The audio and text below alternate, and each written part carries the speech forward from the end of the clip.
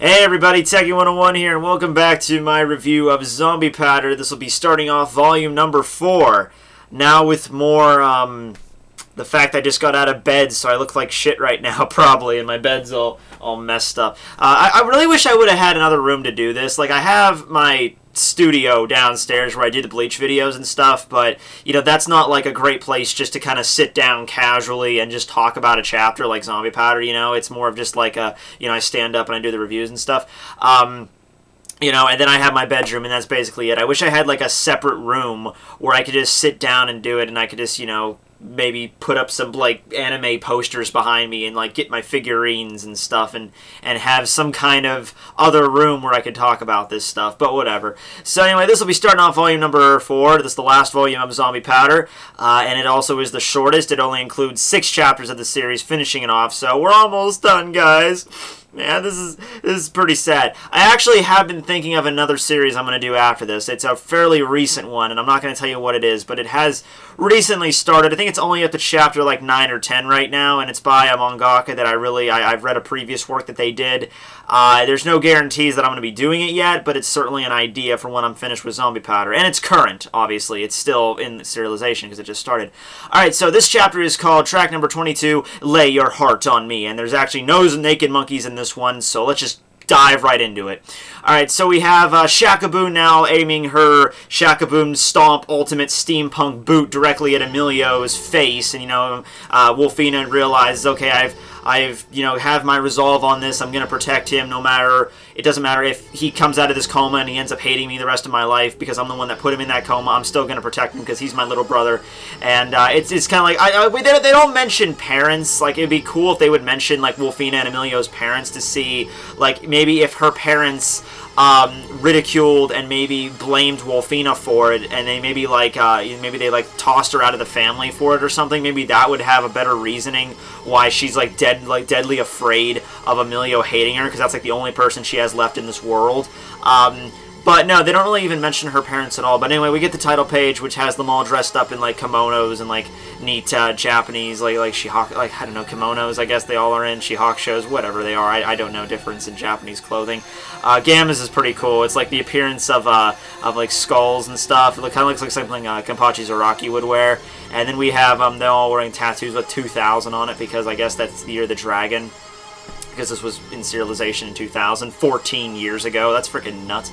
Alright, so the attack does actually land. It hits Wolfina dead on, and you know, she collapses, and you know, she's like gripping her arm in like absolute pain because her arm just probably got like snapped like a freaking twig.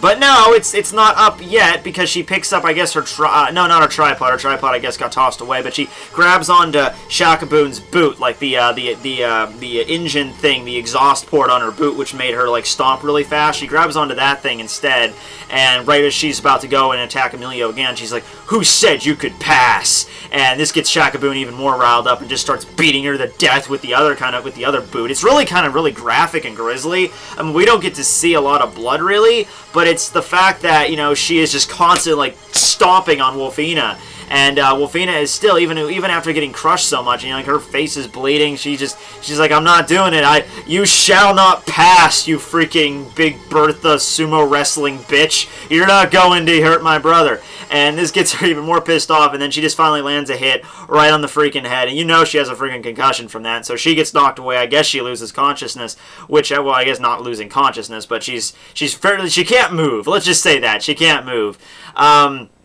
So she just says, like, "Okay, just stay there. If you want to die so bad, I'll crush you into dust later. But right now, I gotta take care of this."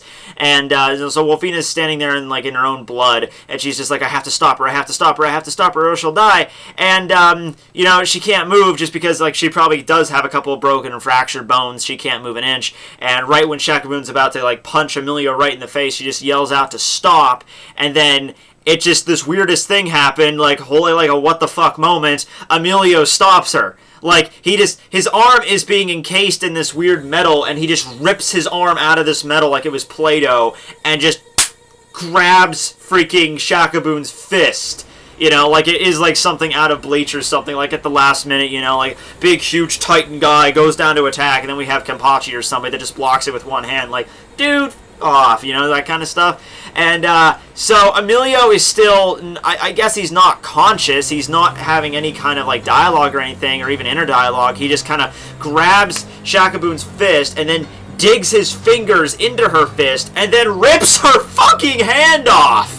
Like, everything from like here to her elbow is just gone.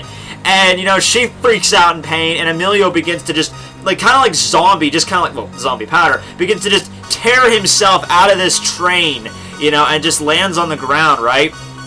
And then after that happens, we finally get to know exactly what was going on with Emilio here, where all the hands begin to, the hands from the Ring of the Dead that Gamma showed off a couple, like about 10 chapters ago or so, you know, when Gamma allowed the Ring of the Dead to feed off of his flesh, you know, those freaky, like, baby hands began to reach out and, like, dig all over through his freaking skin, and those begin to, like, pour out of Emilio's mouth, and they begin to just attack Shakaboon en masse. And now we finally get what was going on. It's the Ring of the Dead. So, as Gamma stated to Dr. Roscoe, like because the doc wanted to remove it like through an operation. He just wanted to cut Emilio open and just pull out the Ring of the Dead.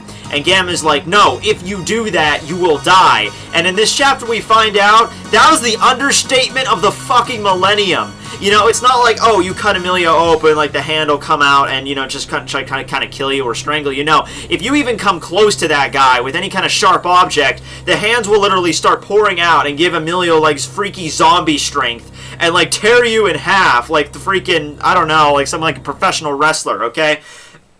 Like, damn, dude, that was intense. So, you know, Wolfina is standing, like lying there, and she's remembering this, like, the dialogue from Gamma, like, it will definitely eat you. And then, yeah, that's basically what happens. You know, the arms begin to invade Shakaboon's body, the same thing that happened with Gamma, except this time she has no way of peeling off the ring. You know, Gamma had he was holding the ring with his right arm, so when the hands started pulling out, he could just rip that shit off. But, you know, Shakaboon has no defense over this, and there's way more hands than with what happened with Gamma. So they begin just to tear the crap out of her, and they knock her over the side of the train, and she falls on the other side. I don't know if she's dead. She's like, I don't want to die, I don't want to die. But, you know, even if the hands aren't connected to her anymore because she's off the train, you know, she's still probably bleeding pretty damn profusely. So, I guess from Wolfina's perspective, though, she's not 100% sure if Emilio is conscious or if it's just the Ring of the Dead. So she's just like, Emilio, are you alright? Could you talk to me? And then we have this really freaky scene where we see the hands coming out of Emilio's mouth, but we also see a freaking eyeball manifesting out of his mouth. And the eyeball's, like, looking around. It has, like, some demon, like, serpent eye to it. And it looks around and it sees Wolfina there and then begins to attack her. And then the hands all attack. Because you remember, the Ring of Dead, they attack life. They attack any form of life. It doesn't matter if it's a human or a plant or, you know, fungi or anything that has any kind of life to it. The Ring of Dead will attack because it craves life. And Wolfina is, like, sitting right over there, so it begins to attack her. And of course, we don't really get a really elaborate scene of this, but because, you know, it's like tentacles and a hot chick, you know, like, one of them has to go for her boobs. It's just, it has to go like that. But anyway, it wraps her all up in the thing, and it doesn't burrow into her flesh immediately. It's just kind of like feeling her up, and then Emilio walks over to her. And Wolfina's just like, oh shit, I'm gonna die. But hey, when Emilio gets really close to her like a zombie, just like, oh, how are you? And, Wolfina's just like, okay, whatever, I'm gonna die anyway. So she just, like, reaches out and hugs her brother, because that's, like, the first time she's been able to actually hug her brother when his eyes were open, like, in, like, 10 years or some such. But anyway, yeah, I don't want to go down, like, the fairy tale route that's, like, friendship fixes all the problems, but really it kind of does, because in this situation, I guess a little bit of Emilio's brain power gets through or whatever, and he kind of, like, shields Wolfina from one of the Ring of the Dead's arms, you know, the arms that are coming out trying to kill Wolfina, and he moves his own hand in the way, and it basically, like, attacks itself in a sense. So, you know, Wolfina's sitting on the ground. She's just like, wait a second, Emilio's body is the Ring of the Dead's host. Why would the arms attack the host? And I guess that just means that, you know, Emilio's rejecting the Ring of the Dead, like, he's still in there somewhere. And then the, you know, he's, like, standing over her, like all the hands are, like, frozen. And then they just all immediately go back into his body, and then he passes out on her,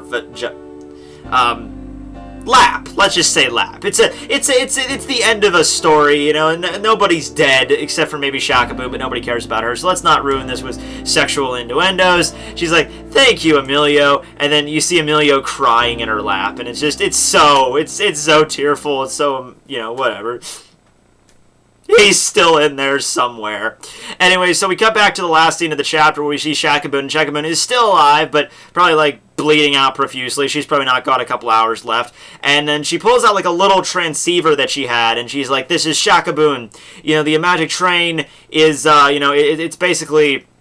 You know, like on the, it's basically nobody's left to contend to it, nobody's left to control it. So she says, like, destroy everyone on the train. So I guess that's like Shakabun's last-ditch effort to get rid of Wolfina and Emilio, because now the brake system is destroyed on the train, and the train is now headed toward Alcantara at full speed, and it also looks like it's blowing up, sort of. So now it's like we got 3 action movie climaxes going at the same time. It's just like, the brakes are not working, and the train's blowing up, and it's headed for the city.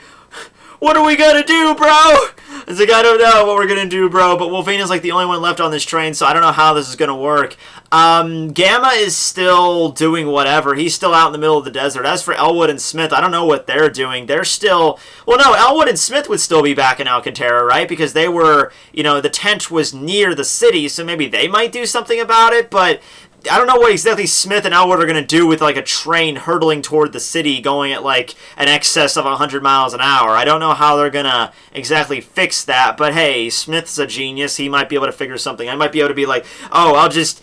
Give me a paper clip and a straw and, you know, a piece of PVC pipe. It's okay, I made a bazooka. Boom! You know, blow up the train. I don't know what the hell is going to happen, but, you know, it's Smith, it's Elwood. Maybe Gamma's going to do something, but, you know, whatever. He might do the Karin Zanjutsu to land on the train, but, yeah, that's the end of the chapter. Pretty cool one. We got to see, you know, Shakabun go down, and we also got to see a little bit of Emilio maybe left inside there, so maybe there is hope for, you know, bringing him back or whatever.